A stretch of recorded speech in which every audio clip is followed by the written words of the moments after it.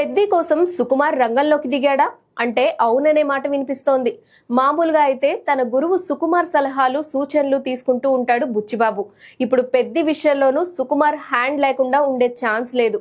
Latest గా వినిపిస్తున్న talk ఏంటంటే పెద్ది పోస్ట్ ప్రొడక్షన్ వర్క్ ను దగ్గరుండి చూసుకుంటున్నాడట సుకుమార్. వీలైనంత త్వరగా షూటింగ్ తో పాటు పోస్ట్ ప్రొడక్షన్ వర్క్ కంప్లీట్ అయ్యేలా దూసుకుపోతున్నారట. పైగా ఈ సినిమాను మైత్రి మూవీ మేకర్స్ తో కలిసి సుకుమార్ పంపిణీ చేయనున్నారు. ఈ నేపథ్యంలో పెద్దిపై సుక్కు కాస్త గట్టిగానే ఫోకస్ చేసినట్టుగా సమాచారం. గతంలో రామ్ చరణ్ సుకుమార్ కాంబినేషన్ లో రంగస్థలం అనే సినిమా వచ్చిన సంగతి తెలిసిందే. ఇప్పుడు పెద్ది తర్వాత మరోసారి ఈ కాంబినేషన్ లో సినిమా రాబోతోంది.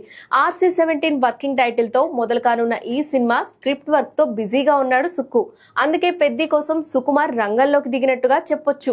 ఇప్పటికే పెద్దిపై భారీ అంచనాలు నెలకొన్నాయి.